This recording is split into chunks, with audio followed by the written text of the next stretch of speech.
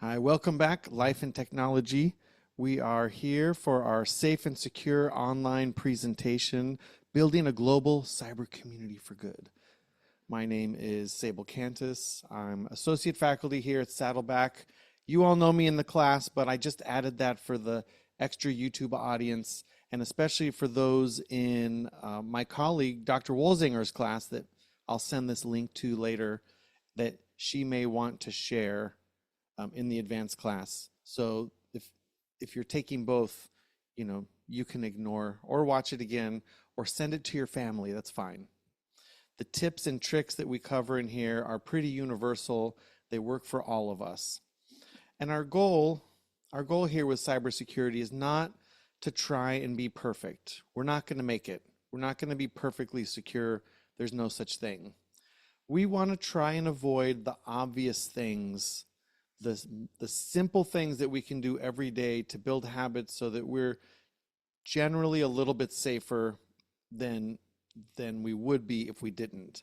Think about it as parking under the light at night, or avoiding a rowdy crowd of people that look like they've been drinking, or locking your doors.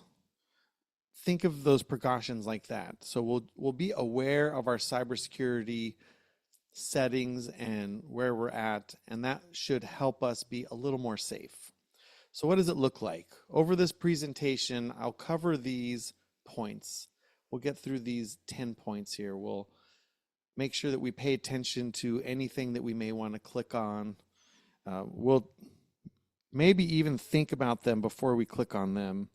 We'll check our computer, especially for Windows antivirus, make sure it's up to date. Windows has that built in. We'll cover that later. Mac OS has it built in also, but we can't manage it ourselves. We'll make sure that our computer and our software, go back. We'll make sure that our computer and our software is up to date, like we were talking before the video about updating Chrome and updating Firefox.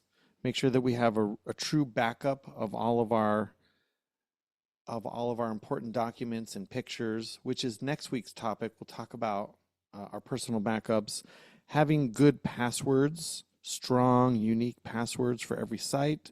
We spend an entire week on that, making good passwords, but we'll go over it here. Looking for public Wi-Fi, being aware of that. There was recently a security research paper about Wi-Fi and how some Wi-Fi connections can be broken even though they're quote secure. So we'll be extra careful with that. We'll question what we see in our email. We'll question what we see in pop-ups. We'll question the text messages that we get. We'll check that we're only downloading from the right site. For example, we were looking for our free credit report online, and if you Google for that, you're going to get a bunch of questionable sites. So we found the real link. I put that in the module for you. And then, of course, phone calls, especially with AI. We'll go through all that briefly. And now that I marked up all over this page, don't take a screenshot of that one. I'll give you a list of that at the end that you can screenshot, or I'll give the class a screenshot. So a little bit of terminology will help us make sure we're on the same phrase. So passwords. A longer password is better. The longer, the better. So if you can add a bunch of random words, I eat at 2 on Tuesdays, that's fine. But if you added, I eat 2, and then you had a couple of words in there, it would be longer and longer and longer. Easy for you to type, difficult for the computer to guess is what we're going for. 12 characters, I'd say really 14. 12 was a couple years ago, recently 14. Maybe I'll update this slide later. We want to be aware that we're not just using the passwords that everybody else uses. What are those passwords that everybody else uses? They use password and password 123 and password 123456 and monkey and monkey 123 And in our passwords module, we talk about some of those, but it's best if you can come up with something that's just completely random. And your password manager will help you come up with that. A big random group of letters and numbers and symbols is going to be much better than maybe some words. If you said, "Oh, three beagles and a bagel," maybe that's a good password, unless somebody knows that you breed beagles or something. I'm not sure that writing on my slide is going to work too well. If you try to read that, it's supposed to say random, but it's acting weird over here with the pen. We'll just keep going with it. Multi-factor authentication. You have to open an app and put in a code. That is very strong security. Think of it as when you go to the ATM, you have two different factors of authentication. You have your ATM card, that's something you have, and you have that PIN code that you type in, that's something you know, and it's less likely that your ATM card is going to be impersonated unless somehow the bad guys can get your PIN code, which happens if you use a debit card, let's say at the gas pump. There's a lot of those scams. But then when you're making all these great passwords, you want to make sure that you're using the good passwords on your phone and your tablet. Just because it's not easy to type those in on a phone, we may be less inclined to put a good password on. But with password managers, with Chrome and Android having that built in, and iOS having passwords built in, and our password managers working everywhere, so Bitwarden works on your mobile phone, it becomes a little bit easier. So what's a secure location? Well, for me, that's my password manager. My password manager has a nice long secure password, and that synchronizes between devices. But if you live at home and let's say, maybe you're retired in this crowd, I don't know if anybody's driving into the office anymore, you might want to put it in a locked drawer. Maybe it's okay for you to put in on a piece of paper a locked drawer. And then when you need that password, you just open up the drawer, look at it, get it from a passwords book that you have. Maybe you keep a passwords book in a safe in your office. And if you don't need those passwords all the time, you can pull the password book out, use the password book, put it back in when you're done, perhaps have your browser save them, but then they're secured. If you have a file on your computer called passwords, that's what the bad guys might be looking for. And it's difficult to write down all your passwords when every password should be random and every password should be different. And I mean, I have over 800 passwords. That'd be a little onerous for me to write them all down. But one thing, let me check the next slide real quick. Let's see what it says. One thing to consider is in your will or your trust document that's going to go to somebody else someday, you might want to let them know where the important passwords are. Maybe they don't need all the passwords, but if you're going to leave some finances to somebody or you're going to leave bank accounts or email accounts, you might want to let that person know, oh, the password book is in the locked cabinet in the safe that's in the office, or it's in the locked drawer of my desk, or here's a printout of the password to the password manager, and you keep that trust document that has your password written out, the email and password written out in it, but you keep that locked in the safe, or maybe it's in your safe deposit box, or maybe your lawyer has a copy of it. That way somebody else can get access to that if you no longer need access. And some password managers have a feature where you can say, if you can't get a hold of me for 30 days, give access to my spouse or give access to my friend. So I would look for those options also. All right, Wi-Fi. Using Wi-Fi is very convenient. I think it's safe to say we probably all have access to Wi-Fi at home. We probably all use Wi-Fi when we're out and about. the wirelessly connecting to the internet. It's like replacing your Ethernet cable with a wireless connection. And I'm using wireless right now to share from the iPad over to the computer so that I can have this presentation shared. So we're using the power for this, but then maybe you go out to Starbucks or maybe you go to the airport. At those places, I might just avoid doing certain computing operations, like don't log into your bank while you're on a public Wi-Fi. There's You probably don't need to do it, and I wouldn't trust a public Wi-Fi at the airport or Starbucks or the hotel anyway. Even with a VPN, the provider of the public Wi-Fi has the ability to see where you're going, and if there's a bad person in the mix, they could redirect you. It's kind of like when you give your credit card to the waiter at a restaurant, right? You're expecting the waiter to go and charge your card and come back and you sign the paper and it's fine. But sometimes the waiter goes back and scans your card and then sells a bunch of scanned credit cards at the end of the night to some bad guys who go and steal your credit card. That doesn't mean you shouldn't go out and eat, but you might notice that some restaurants are having them charge your card right at the table where you're standing, and that's one of the reasons why. So I would say when you're on your public Wi-Fi, just avoid certain transactions, especially money related. Don't log into your crypto accounts while you're on some public Wi-Fi, or make big purchases if you can avoid it. Now, a firewall is software. Whether you have a hardware firewall is actually running software that does this, or a firewall in your computer that we call software firewalls.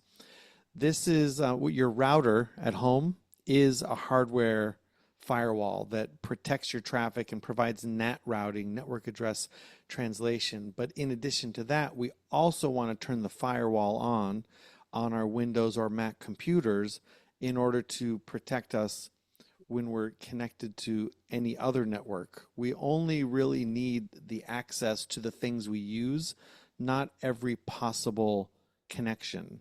And every computer has, even though you're connected to the network, let's say you have one wireless connection, there's actually 65,000 different ports that services could run on your computer, and those bad guys even could connect to on your computer. You might not be aware that your computer is listening at one of those ports, or hundreds of those ports, or thousands of those ports, depending on what's going on. So a firewall, just by default, just turning on the Windows or Mac OS firewall is a pretty good default to get started without even going into the advanced options. So we've spoken about virtual private networks here a lot in this class. A virtual private network is software that encrypts your traffic and connects to another server somewhere else before your encrypted traffic is unencrypted. So if you are going to be at a Starbucks Wi-Fi, you turn on your VPN, assuming there's no bad guys in the middle of that. Once you're connected to the VPN, you're reasonably sure that your traffic is not readable, that nobody can see what you're doing at the hotel. It will come out, the traffic will come out on the VPN server somewhere else. You can have a variety of VPN servers. You could have the kind that are encrypted and private, like a Proton VPN or Mullvad, or you can have a simple VPN. You might have at home, you might have a router that provides you VPN access back to your house. And then wherever you are, you're connected back to your home internet, and everything comes from your home IP address. That has some benefits with services that raise a flag when you connect from different locations. Another VPN option is to use something like the Cloudflare VPN that just gives you it's called Warp, and they have a free service that gives you their DNS if you have nothing else, it's not a bad way to go. Hey, You might Sable. you might get VPN access from work or school. I know we don't have it at Saddleback, but yes, Richard. I'm sorry. Quick one. International. You got any tips on that? Well, a lot of international travel. I mean, I would always connect VPN. When I've traveled recently, I would keep my VPN on full time just because I don't know what's happening in other countries. But look before you travel. Some countries do not allow you VPN access. Some countries require that you hand your mobile device over to them to investigate or copy before you can enter the country. And when we travel to other countries, we're guests of that country and we have to follow their rules. So if you don't need to do important work on your phone while you're in another country, maybe skip it. It's one of those things that's going to depend on where you're going. Maybe if you're traveling to Costa Rica, it's fine. Put your VPN on and you'll be good.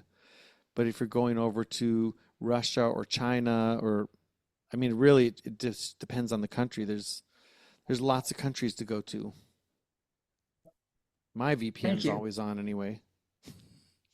Thank Okay, you. you're welcome. We have these other words: malware, ransomware, phishing with a PH. Some of these words in computing, we take two words that already exist and we cram them together and expect everybody to accept it as a new word. So malicious software, I think that one we're good with, malware. But when you have malicious software that steals your data and holds it for ransom, we call that ransomware.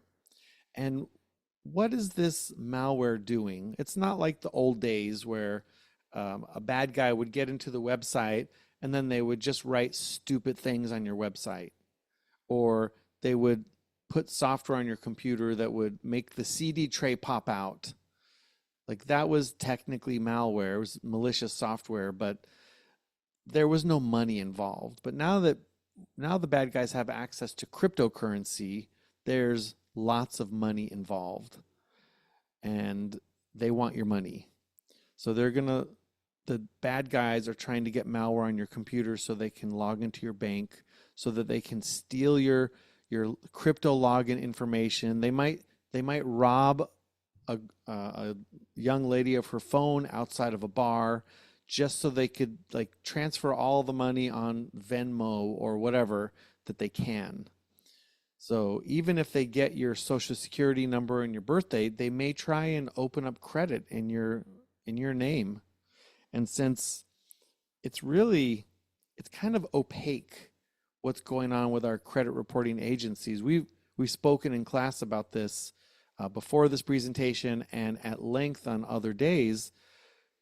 Our credit from the credit reporting agencies is used for all kinds of random reasons, and you can freeze it so that people can't open accounts in your name, that they will have trouble impersonating you.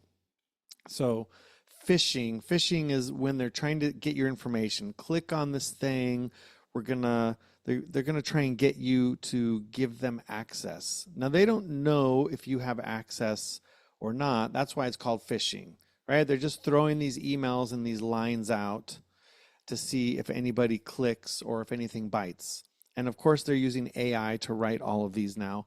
I'll show you after the video, I'll show you some real AI generated letters. You may instantly recognize the AI writing. But then the malware gets on the computer and in the case of ransomware, they just lock all of your files and they go, "Oh, well, if you want access to your files, give me $3 million." And then what do? Well, you hope that you have your backup. So how can we avoid it? Let's avoid our links.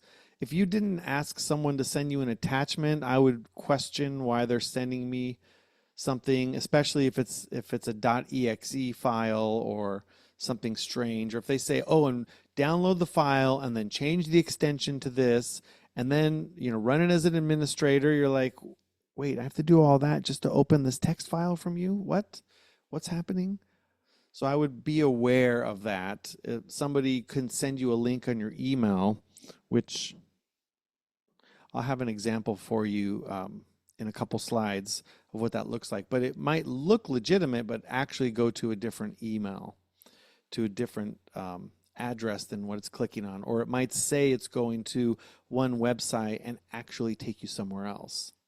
And then really this is a key point here. Number one, don't send any of your sensitive information through email ever. Your finance people say, oh, I'm going to send it on a secure email. There is no secure email.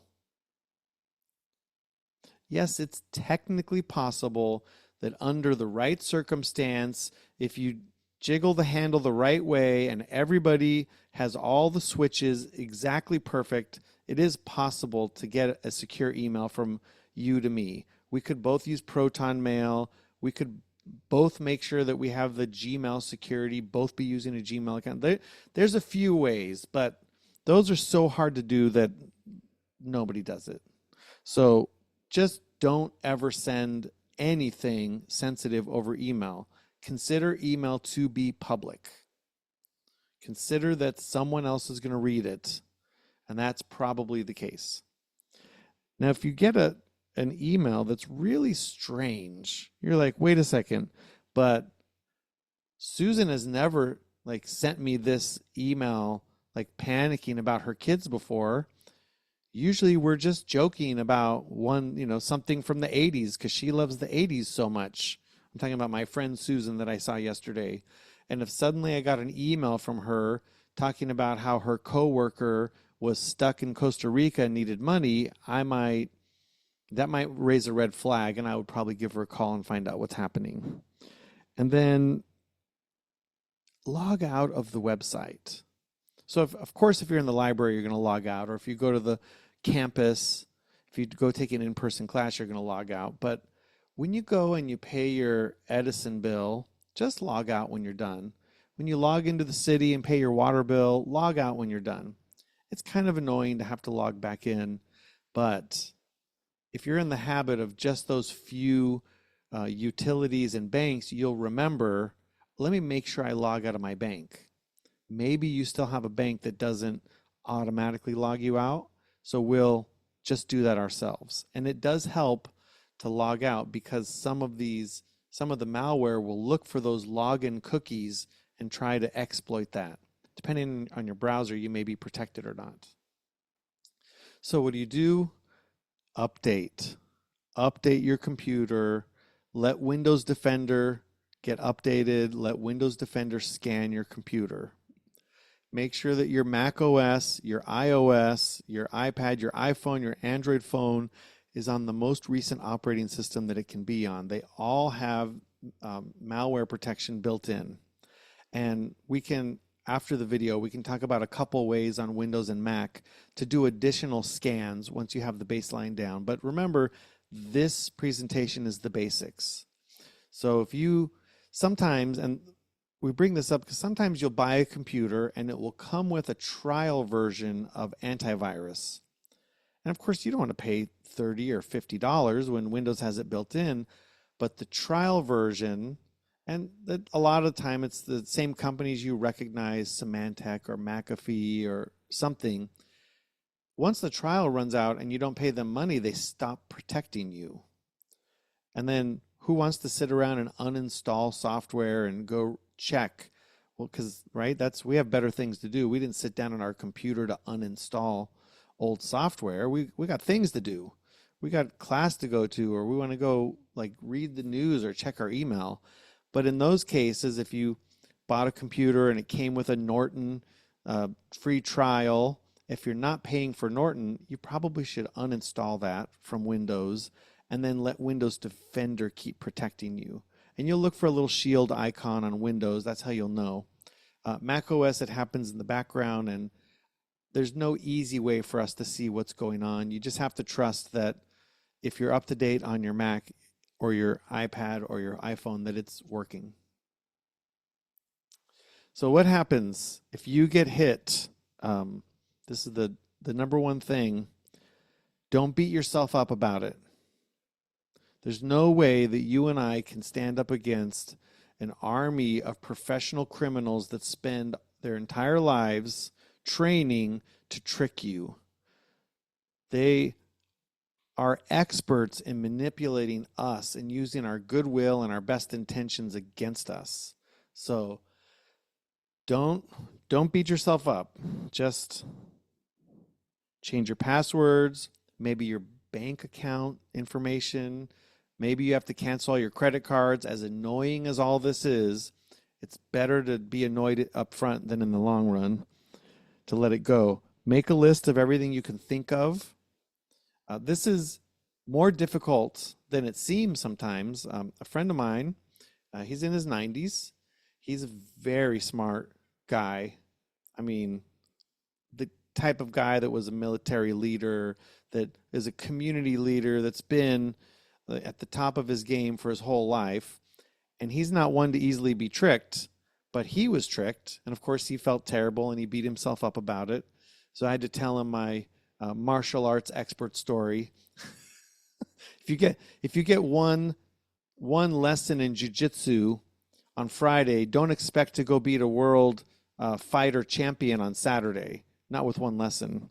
So we sat down with a notebook and we started walking through all the things that might have happened and everything he could think of. And it actually took 1 hour the first day, and we came back the next week and he had come up with a few more things. So we figured out everywhere that he was affected, and we went through and we regained control of all those sites. But then after that, he had to go get his credit report, and he had to check all of his credit cards. He had to go do all of this. I don't think in his case we went to the FBI, but in some cases we do go to the FBI. It depends on what it is. In one case in particular, there's a rabbi that has been victimized several times, and the FBI has a ongoing cases for her because people are being sent email, and those emails are impersonating the rabbi, saying it's from her, saying it's from her email, and trying to get money from those poor people. So last time we spoke about social media a bunch. So in this case, I'm going to let social media pretty much sit alone without going through all the details. What I want to check is that when you're going on vacation, you're not telling people, come and rob me. Like, are you showing the address of your house? Are you showing the license plate of your car? Are you saying, hey, we're going to be gone from this beautiful house in 2 weeks, and the GPS location is on your picture? Well, let's avoid that. It's probably better to go take a bunch of pictures while you're on vacation, come home, and then post them to all your groups and friends. I know lots of people are using Facebook to connect. It's a great way to share all your pictures, but if you can text your friends pictures while you're on vacation or put them in a shared photo album, and then when you get back, then share it onto your social media sites, making sure that you pull out all the GPS information, which you can do on iPhone and Android individually, or some services like x.com, you can turn a feature on that will remove all the GPS data from all the pictures. So you could give that a try. When we say hacked, we're using that as something bad that happened to you.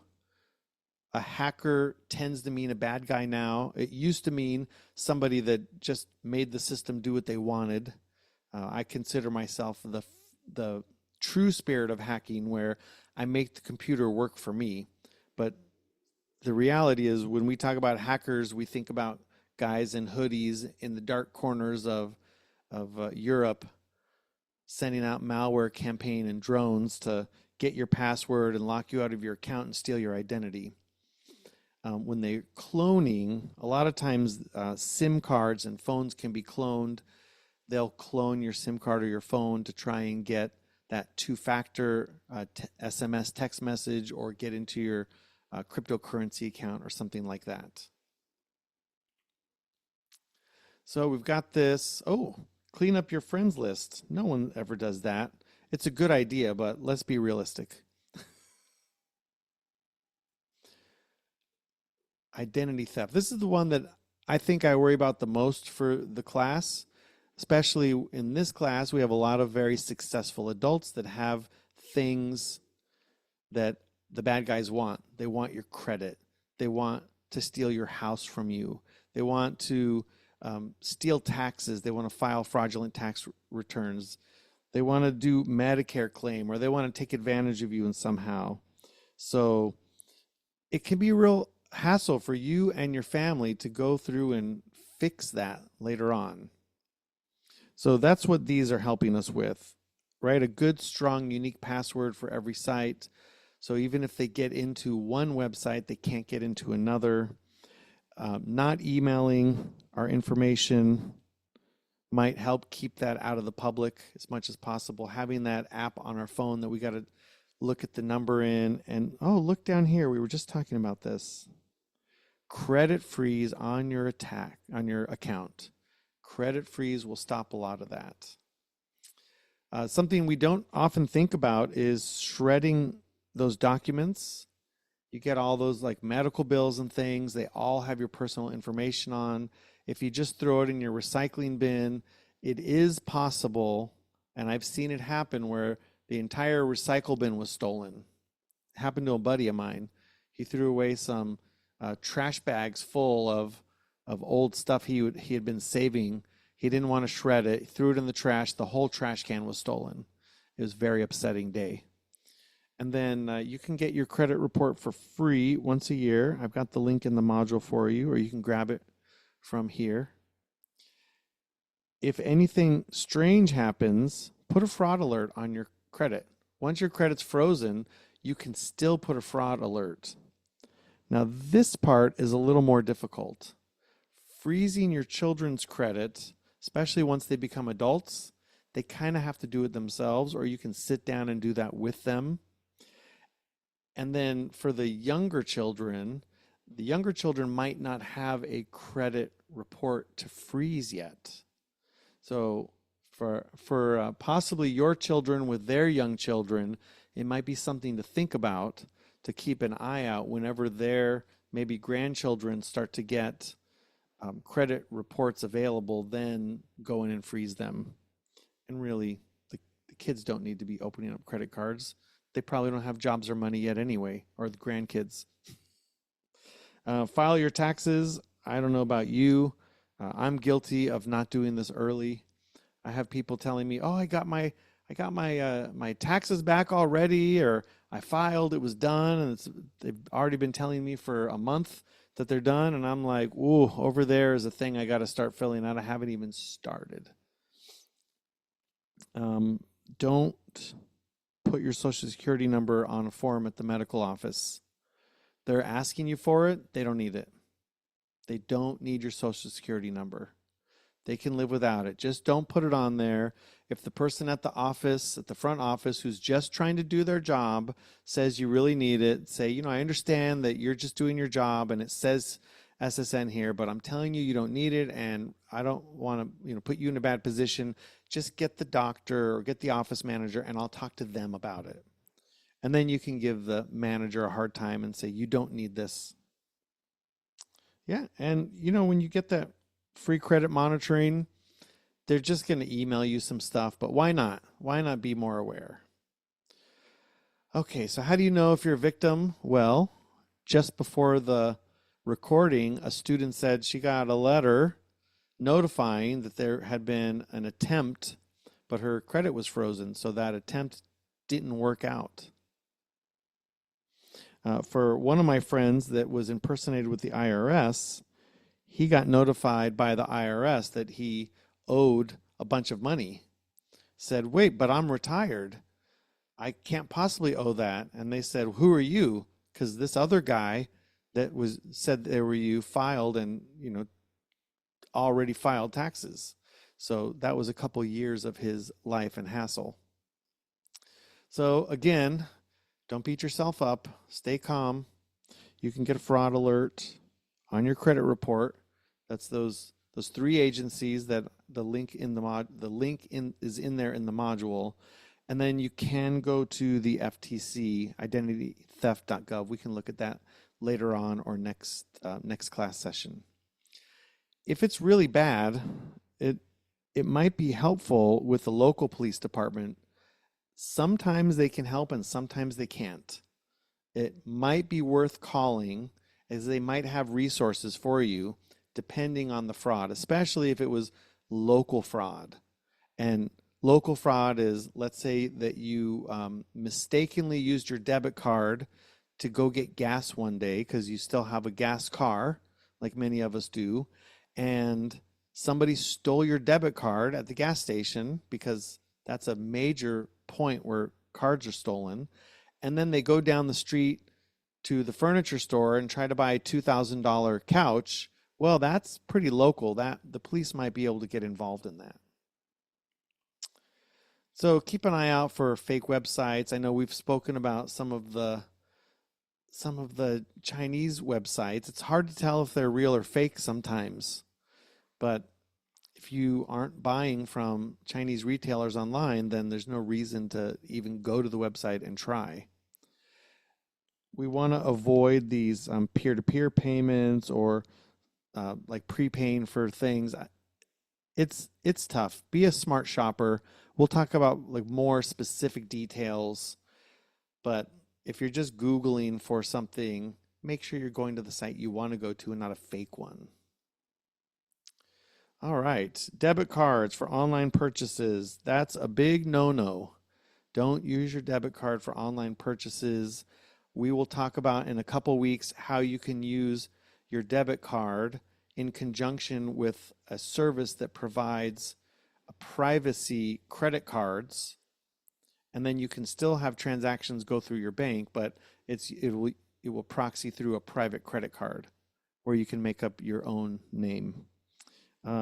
Definitely go right through the store rather than a link on Instagram or something.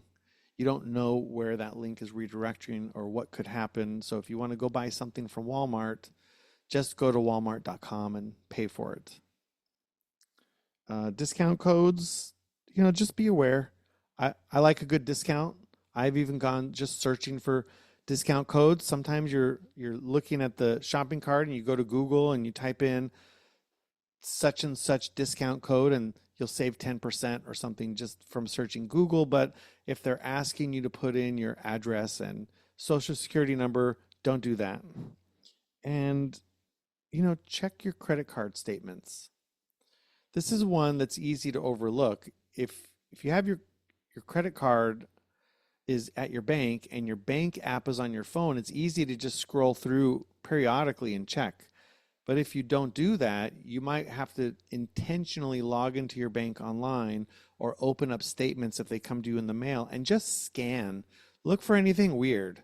I know I tend to look at the numbers, and if I see a number that's like, wait, $700, I didn't buy anything for $700. I look and I go, actually, I went to the to the mechanic and this happened. So, okay, so then it's fine.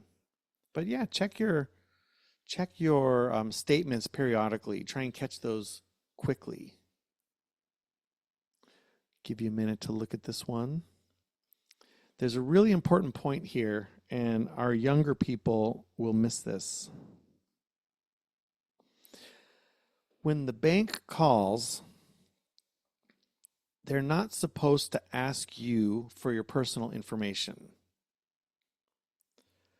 Once in a while, they still do. But most of the time, that's going to be a bad guy. That's going to be a bad actor. So somebody calls and they say, hey, this is Sable from Credit One, your bank, and there's a problem. We have a fraudulent transaction we want to help you with. Can you verify your home address for me? Well, you should suddenly, the red flag should go up and you go, oh, okay, Sable, no problem. Let me call you right back. Hang up the phone, call your bank or your credit card or whoever they're pretending to be and say, I just got a call from this guy Sable. Is he legit? And they'll say, no, he doesn't work here. We don't have anybody named Sable. And you just got out of it. If they are there, and I've done this every time I've done this, luckily for me, it's been legit. The other person says, okay, I understand why you called back. And I say, just so you know, I'm not giving out my information when you call me because I don't really know what number you called from. So make sure your passwords are long and unique. Use your multi-factor if you can. All right, let's check in where we're at. We're gonna skip a little bit ahead here.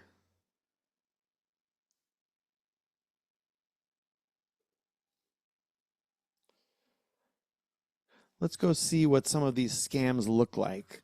So here's a phishing scam or smishing. And you might see this. It comes in. It's like, wait, what? Amazon Alexa, where's that coming from? It says, let me know if you get my text. Thanks, Pravin Dougal. Got it. I have an urgent task for you. You free? Yeah, I'm just studying the Iveric bio. Like, what? Like, what is happening here? Can you confirm if you can purchase Apple cards from the nearest store? No. No, I'm not going to do that. What is happening? That's a common one. They try to get you busy. You're doing something. You're like, oh, yeah, I want to help you out real quick. It's urgent. It's from your boss. Like, no, no, no, no. So here's some things to look at. Like, do you recognize the number? For me, if it has a phone number and not a name, then they're not in my address book. And I have like 500 contacts. So the first thing is I got to wonder, who is it? It opened up by saying talk on the phone. Like, that's not normal. What about urgent? I have an urgent task for you. Do you say that to your friends or your colleagues? I have an urgent task for you. Right? I'm on a conference call. Like, all right, fine, whatever. Just no. Say no. What does another one look like? Is this Tom's new phone number plate? What? This is one that I got. Like, what should you do? Just delete it. Block the number. I click that report junk over there. I don't know if it does anything or not, but I'm clicking those every day. Delete and report as junk. Here's another one that I received. I don't know the number. Please return my text when you get it. Like, what? I mean, I know that person, but this is not her number. Or here's another one. It says UPS pending delivery. Well, I get packages from UPS, so I'm worried about that. This is another real email that I got that I took a screenshot of. Then it says customer. Customer. Shouldn't it say Sable? And then we're not going to see these anymore because obviously this was a few years ago. If you notice, oh, there's no date on here. Oh yeah, the date. If you notice, this was 2020.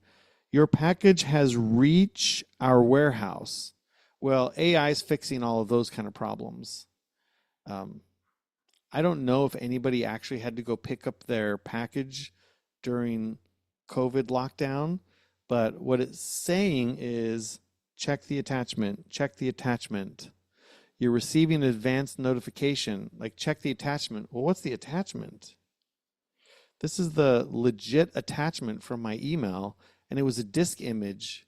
And if I had launched it, it probably would have opened up something and started installing malware on my computer if I was using a computer that the malware ran on. So here's another one. This one went to, what is that address?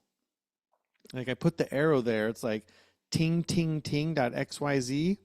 I don't know what that is. Just delete. I don't know why Costco recruiting team would be messaging me. So it's an automatic delete for me. And then it has all these flexibles, free training. It says 15 to 20 days of paid vacation for a year in the opening email. Please send a text message. Well, that text message is what? What's that? There's no dashes or anything. Like, you must be 25 years or older, but you said my profile caught your attention. So what's going on here? Just delete it. Here's another one that I grabbed.